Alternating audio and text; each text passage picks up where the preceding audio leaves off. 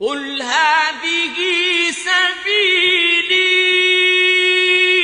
أدعو إلى الله على بصيرة أنا ومن اتبعني وسبحان الله وما أنا من المشركين.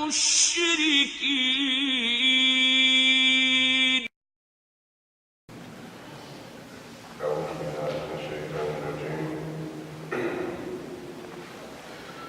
بسم الله الرحمن الرحيم.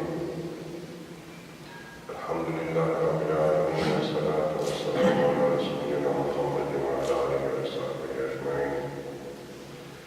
Hvala Allahu, gospodar svjetova, neka je salavat na njegovog poslanika Muhammeda, na njegovu časnu porodicu, njegovu udolitega snaga.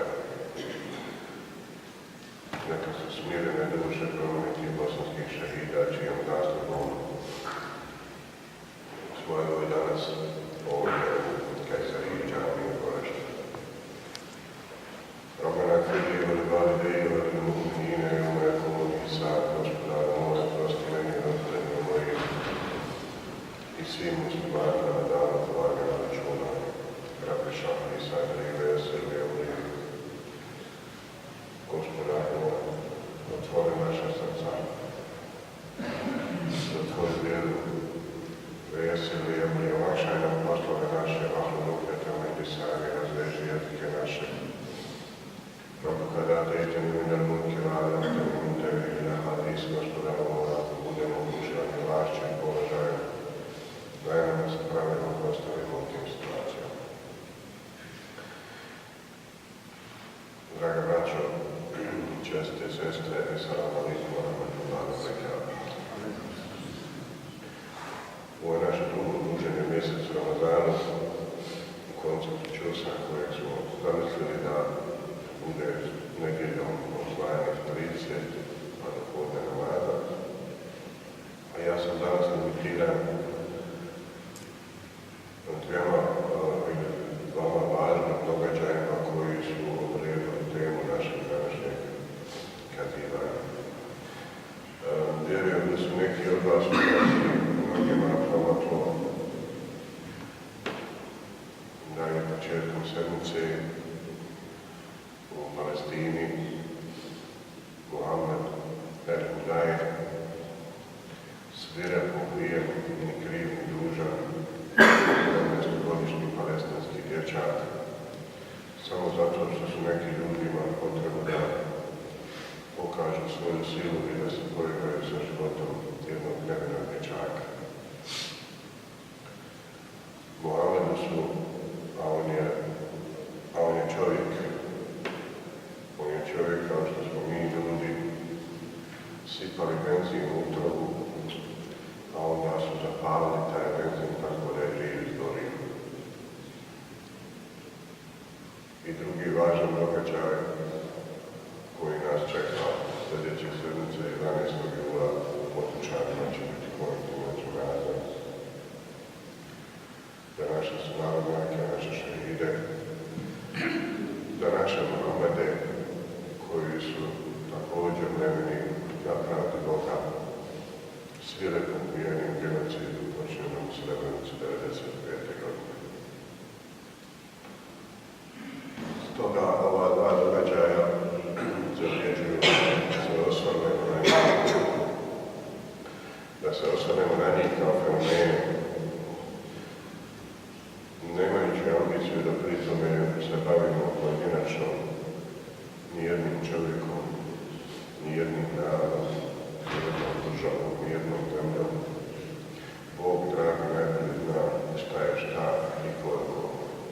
Ali ono čime se moramo i trebamo baviti jeste da postavimo sebi pitanje šta to čovjeka pokreće, šta se to u čovjeku događa. Pa može nasuti benzin u utrobu 17-godišnjeg dječaka i gledati kako hoće. Šta čovjeka pokreće? šta to u njemu postoji, šta to u njemu ima, pa može napraviti Boga ubiti 8.372 nevnih ljudi u samo nekoliko dana u našoj Srebrenici. Šta se s čovjekom događa? Dragi Bog, u Kur'anu častom u suri Smokva kaže Tini ve zejtuni ve turi sinine, čatom smokve i masline i Sinajske gore, rekada halakne insane fi ahsani takvim. Stvorili smo čovjeka u najljepšem obliku. Summe redenahu leskale safilin. A onda se on sroza na najniže moguće nizine svojim djelima, svojim ponašanjima, svojim odnosom, svojim postupcima i bude najbolji. Allah ga je stvorio u veličanstvenom obliku. Iz toga razumijemo meleke, zašto su meleki, kad je gospodar milostivih kazao da ih obavijesti, ja ću na zemlji postaviti čovjeka kao halifu, a onda su meleki gospodaru milostivom odgovorili, a što ćeš postavljati onoga koji će na zemlji nered činiti, koji će krv prolijevati? Zašto to čovjek radi? Zašto je Kabilu trebalo da ubije Habila, da u svojoj glavi umisli kako je veliki? Dakle, već sa prvim ljudima na planeti Zemlji mi imamo ubicu, imamo šehida. Kabil je ubica, a njegov brat Habil je šehid. A onda kad je Kabil uradio to što je uradio, kad je u jednom trenutku u njemu proradilo ono što Bog dragi kaže,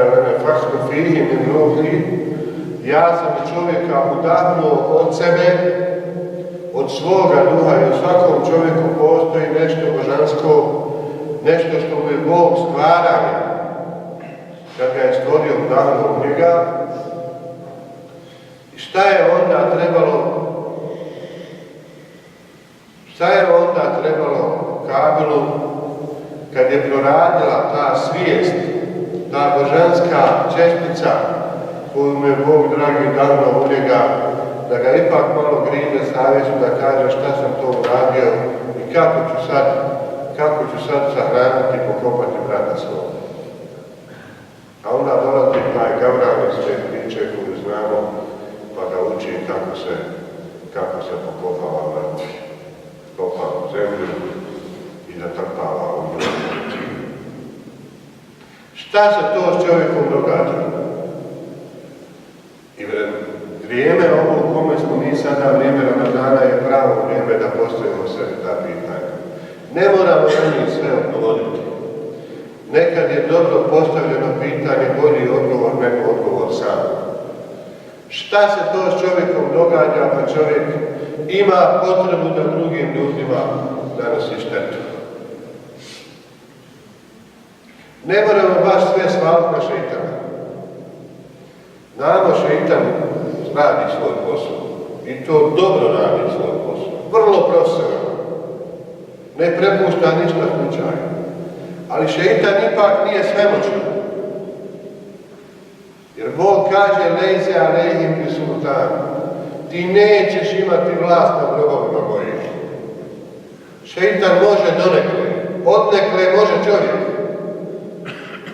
Šta to čovjeku treba pa da pristane da sipa malo Mohamedu benzin u njegova pluća, u njegov želudac i da onda taj benzin pali? Kakvi su to ljudi? I šta ljude dovodi uopće da budu takvi? Šta čovjeku treba da hoda našim gradom ili našim gradovima ili svim gradovima ovoga svijeta i da samo smišlja gdje će kome podaprijeti? Šta ga na to ponuka? Kao što s druge strane imamo fenomen da imamo ljude, hvala Bogu dragom, i zbog toga ova zemlja još uvijek postoji, koji sve čine da ljudi koji sve čine da ne bi slučajno nekome napravili kakav zijan. I ako ga naprave ga nenamjerno. Kad otvorite Kur'an, njegovu prvu stranicu, odmah poslije onoga reflamin kojeg mi često učimo. Prvi ajet koji pročitate u Kur'anu ili proučite, kako je bolje kazati, jeste Inna ladine kefaru sava'un alejhim enzertehum em lem tunzirhum la yu'minun. Na ovoj stranici Kur'ana se zapravo može vidjeti kako Allah dželešanu raspravlja, a s ciljem nama slanja poruke sa tri vrste ljudi. Jedna ili prva skupina tih ljudi jesu oni koje mi nazivamo čafiri. Čafiri, dragi moji, nisu nevjernici. Jer nevjernici ne postoje. Uopće ne postoje. Svaki čovjek u nešto vjeruje. Čak i onaj koji kaže da ne vjeruje, vjeruje da ne vjeruje. Tako da je i on vjernik u nevjerstvu. Ne postoji među ljudima, a iz razloga zbog kojeg je Bog dragi benefaktu fihim min ruhi udahnuo čovjeka od svoga ruha, nikogo ne vjeruje. Kafir je onaj, ili čafir je onaj koji neće da prizna istinu. Koji stalno traži neke obilaznice oko istine. Koji kad mu ti sve nacrtaš 2+2, nacrtaš mu da je to 4, on kaže, znaš, ma jest, ali eto, moglo bi i ne biti. I kad mu je sve jasno, on neće da prihvati. I zato se, kad prevodimo termin kafir iz arapskog jezika, najčešće prevodi oni koji pokrivaju, koji sakrivaju, koji prekrivaju istinu. Nevjernici ne postoje. I to je prva kategorija ljudi s kojima Bog raspravlja na ovoj stranici Kur'ana. A šta nam kaže u toj raspravi? Inna alladine kafaru sava'un alejhim enzertehum em lem tunzirhum la yu'minun. Oni koji pokrivaju istinu, koji neće da prihvate istinu, koje mi zovemo kafiri, su takva vrsta ljudi. Pričao ti njima ne pričao, objašnjavao ti njima ne objašnjavao, kazivao ti, dokazivao ne dokazivao, ništa. Ništa. On se neće promijeniti. On će ostati takvi. Zašto je to tako? Poteško je odgovoriti na to pitanje. Zašto ljudi imaju potrebu da između dženneta i džehennema izaberu džehennem? Potpuno svjesno. I šta se to u ljudima desi? Šta se to u ljudima desi da jedan zločinac nedavno, evo ovdje na ovim prostorima može izjaviti kako je Bog dobio nacionalnost. Da ne spominjem sad ovdje. I kako je moguće da niko ne reagira na to? Ko da je Boga može postati prije nekog naroda? Bilo koje. I zašto neki ljudi imaju potrebu da kažu, znaš, mi smo izabrani narod, a čim ste izabrani narod, onda možete se drugima činiti što god hoćete, jer vi imate štelu kod Boga za objavljanje. Znači, prva skupina ljudi sa kojima Bog dragi raspravlja jeste inna alladine kafaru sava'un alejhim. Oni koji pokrivaju istinu, koji neće da prihvate istinu, oni su takvi, neće nikad prihvatiti ono što je vrlo jasno. To je vrlo jasno što se vidi ko dan. Druga skupina ljudi sa kojom Bog dragi raspravlja jesu oni koji se prave da jesu, a zapravo nisu. Mi njih zovemo licemjeri, odnosno zovemo ih munafici. To su oni, kaže Kur'an, koji kažu jes, mi vjerujemo kad su s onima koji vjeruju. A kad nisu s njima, onda kažu, a mi smo se samo s njima šalili. Onda se priklone ovim drugim. to su oni koji, imali smo to u komunizmu, ono lubenica, znaš, okolo, jest zelena, ali kad raskrižiš, vidiš da je dobro crveno unutra. Iako su boje sve Božije, ali ipak ljudi prave neke razlike između nekih boja. Dakle, druga skupina ljudi jesu ljudi koji, zavisi s kim su, mogu biti sve. Kad su s dobrima, kažu mi smo dobri. Kad su s lošima, pristaju da budu loši. Kad su s debelima, i oni da budu debeli. Kad su s ćelavima, i oni, i mi smo ćelavi. Sve im može potkužu. I njih zovemo munafici, licemjeri. Inna munafikine fil darkil asfali minan nar. Munafici će doista dovršiti u najdubljim dubinama džehennema. Velem teđide lehum nasira. I njima se neće moći naći nikakav pomagač. Niko ih neće moći pomoći. I treća skupina ljudi, koja nas danas ovdje zanima, jese va iza kile lehum la tufsidu fil ardi. A kada im se kaže nemojte činiti nered na zemlji, kalu innama nahnu muslihun. Ne, to mi samo red uspostavljamo. Bog, dragi, njima kaže nemojte činiti nered na zemlji. A oni njemu kažu nije, ovo što mi radimo to je samo uspostavljanje reda. To bismo u komunikologiji modernog doba mogli nazvati uspješna propaganda. Ali djelomično uspješna. Na kratke staze uspješna. Da vam sad neko ko napravi Boga ubija ljudi, kaže kako je to dobra stvar. Dobra stvar jer, znaš, on ima neki plan koji je napravio, znaš, pa će se to za 12 godina pokazati kako je to dobro. A Kur'an kaže, men katale nefsem bi gajri hakim kema katale nase džemija.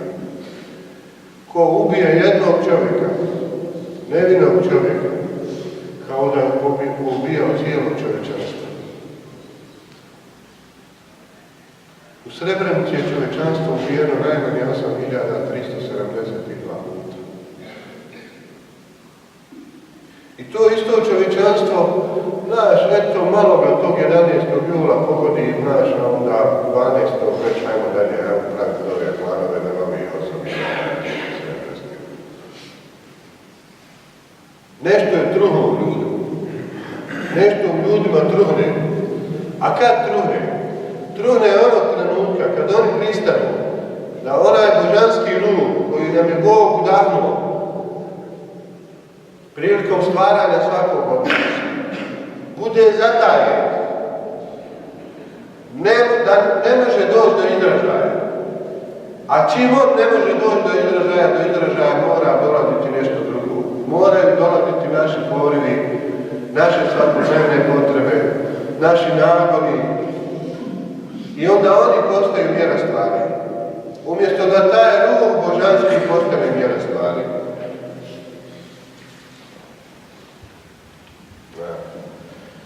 Bog, dragi, neće oprostiti dvije stvari. Osim širka. Na pojedinačnoj ravni čovjek će dobiti fakturu za oholost svoju vlastitu. Oholost svoju vlastitu. Vola temši fil arli meraha. I ne hodi po zemlji nadmeno. Ne hodi po zemlji nadmeno. Fe inneke len tahrika l'arda volan tabluga džibale tula. Niti ćeš nebesa dosegnuti, niti ćeš zemlju provaliti. Time što si ovo. I na kolektivnom planu, na kolektivnoj ravni, Bog, dragi, neće oprostiti drugom, neće zaboraviti nepravdu koja se čini ljudima. Kad će za to doći faktura? Kad će to doći na naplatu, o tome Bog odlučio. Ne odlučuju ljudi, hvala Bogu da je tako.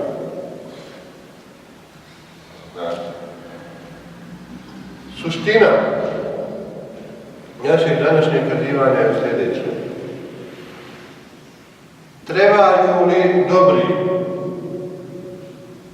dobri među nama, dobri među ljudima, ima na svim stranama dobri ljudi, šutjeti pred najezdom zla, pred najezdom loših. Zašto? Da bi sačuvali svoj komoditet, da bi sačuvali svoju dnevnu poziciju, da bi nekad možda sačuvali svoj život. Trebaju li pristati na sve i svašta oni koji možemo nazivati dobri? U svijetu kome živimo, kakav danas jeste, meni se čini da su dobri pristali na svašta. Da može svakako. Ne može musliman, makar ostao sam, biti na strani zulumčara. Kogod da su oni, makar bili iz vlastnih redova. A i to nam se dešava.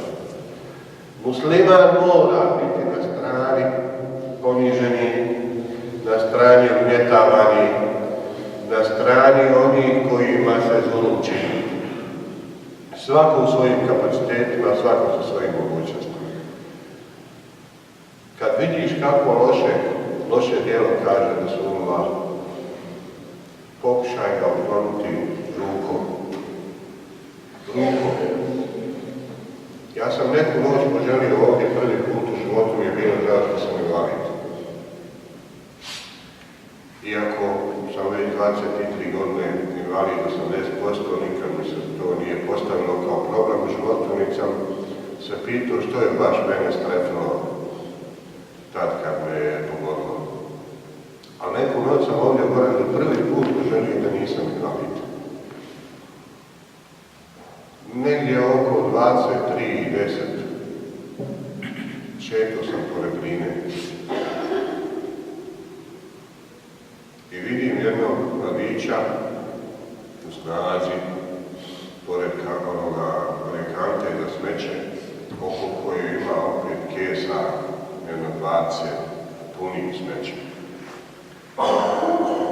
I on s takvim grafom to baca u ovu lijepu Drinu, u ovu lijepu vodu. Da je to nevjerojatno. I ja vidim kako on uživa u tome. I prvi put sam poželio da nisam invalid, da ga zgrabim i sa onom jednom kesom da i njega u Drinu. Ne može nam biti svejedno. Ne može nam biti svejedno šta se događa oko nas. Ne može nam biti svejedno kad vidimo, ja zapalim ponekad, kad vidimo opušak u haremu džamije ovdje, da prođemo pored njega kao da ga nema, da ga ne vidimo. Ne može nam biti svejedno ako vidimo da je, ne znam, pukla neka sijalca ovdje, a da prođemo pored nje, baš nas briga. Ima neko ko će doći, visoki predstavnik, pa će zavrnuti tu sijalcu. Neće doći niko. Neće doći niko. Mi moramo dati ono što je do nas. Dakle, ako možeš ukloniti to ruku, kad vidiš kako ružno djelo. Ako ne možeš, onda jezikom to kaži. Kaži da to ne valja. Evo ja kažem, nisam mogao u Drinu tu noć sa onim kesama, ali evo mogu kazati da to ne valja. Mene duša moja boli kad sam vidio ovako čistu vodu i mogu misliti šta sve se još baca u tu vodu. Zašto? Zašto? Prvo zato što smo zaboravili zavjet koji smo dali Bogu nakon kad je Bog stvarno ljudske duše. Znate, sve ljudske duše su bile postrojene, uslovno kazano, i Bog dragi je pitao: Elestu bi rabbikum? Zar ja nisam vaš gospodar? A onda su ljudske duše kazale: Bela, šehidna. Jesi, mi to svjedočimo. A onda kad mi dođemo na ovaj svijet, kad Bog dragi udahne od svoga ruha u nas i dođemo na ovaj svijet, onda jedan dio nas, jedan dio ljudi se potrudi da učini sve da zaboravi taj namjer koji smo dali Bogu dragi.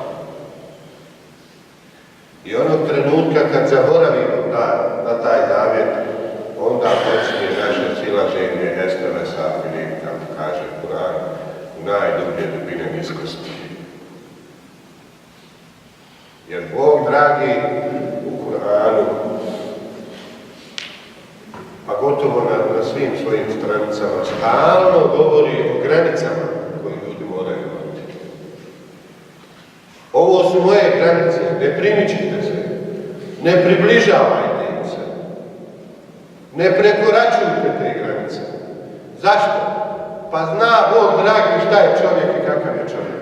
Kad jednom prekorači, to vam je najbolje, na primjer, alkoholčara. Znaš, kad ga prvi put navuku da uzme neku šišu, on se malo opire: neću, nemojte, znaš, pa nisam, ja to ne pijem. Pa kad je prvi put izvrne, malo mu bude neprijatno, ružno. A onda, znaš, dođe društvo, okupi se, pa pred svakim pošiša. A Bog mu kaže: nemoj. Znaš, pa eto, ja ne pijem, ali ja samo u društvu. Pa onda u društvu, pa se onda društvo poveća, pa ti onda uđe u krv. I onda ti više nemaš granica. A onda se poslije počneš vaditi, znaš, pa važno ima čistu dušu. U mene je duša čista. A ne govori Bog o duši, je li čista ili nije. Nego govori da ne smiješ piti alkohol, jer ako budeš pio, neće mi duša biti čista. I stalno čovjek u tom procijepu da traži izgovore. Samo da ne pređem, ja nisam sad ovdje. Znaš, kad bude jedan uzostak. Kroz čitavu povijest čovječanstva potvrđuje se jedna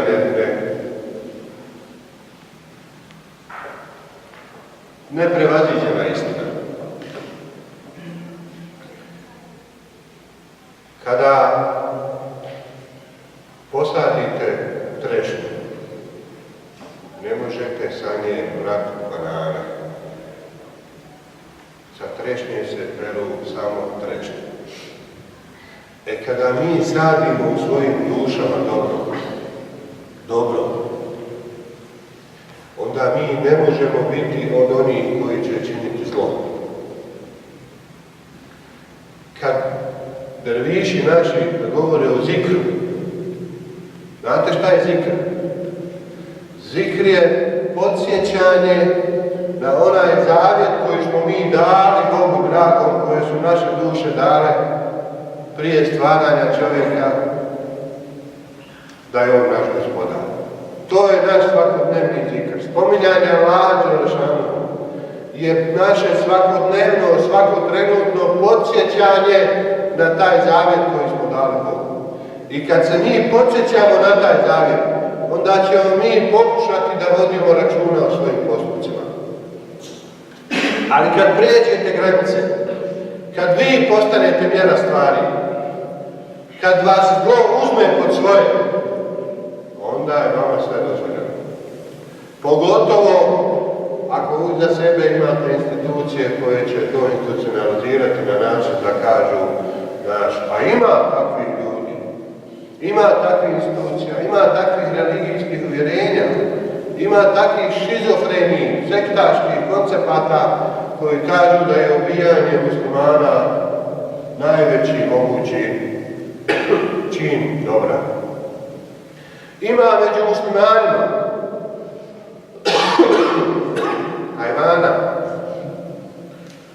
Ima među muslimanima hajvana koji misle da je ubijanje nekog tamo muslimana bogougodno djelo samo zato što nema frizuru ko on. Čovjek je Božja svetinja na zemlji. Čovjek je najsavršenije Božje stvorenje na zemlji. I niko nema pravo da čovjeku nanosi zlo. Niko nema pravo da čovjeku čini zulum. Pazite, jedno je kad vi imate sukobe, neke ratove, pa sad imate neka pravila ratovanja tamo, pa ljudi hoće zbog nekih svojih šta ja znam. Imaju neku potrebu da se tuku. A drugo je sasvim drugo. Sasvim drugo. I to je totalno zlo. Iako su svi ratovi zlo sami po sebi, svi sukobi su sami po sebi zlo. Ali totalno zlo je kad se vi življavate nad nedužnim ljudima. Nad onima koji vam ne mogu pružiti otpor. Nad bebom koja je tek rođena. Zato Džehennem kaže Hermin Međid, ima li još? Ima li još? Da, još. Ima mjesta još.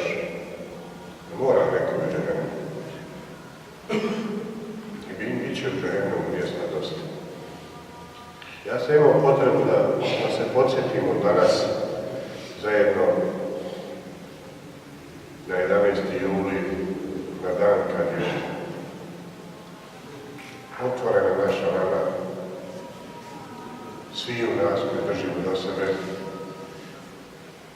I ja vas zato pozivam, evo kao moju braću i sestre, da svi oni koji mogu bi na mjestu jula budu u Srebrenici. Jes malo naporno namazanje, ali vjerujte, napornije ne otići. Za one koji drže do sebe, ja vjerujem da je napornije ne otići. I imali smo potrebu da se podsjetimo na našeg šehida, Muhameda Al-Hudajra, koga su zločinci u Palestini spalili prije neki dan, 17-godišnjeg dječaka ni krivog ni dužnog, koji je živ izborio. Ja molim dragog Boga da nas sačuva od pripadnosti takvom svijetu. Molim dragog Boga da nas sačuva od pripadnosti takvim ljudima.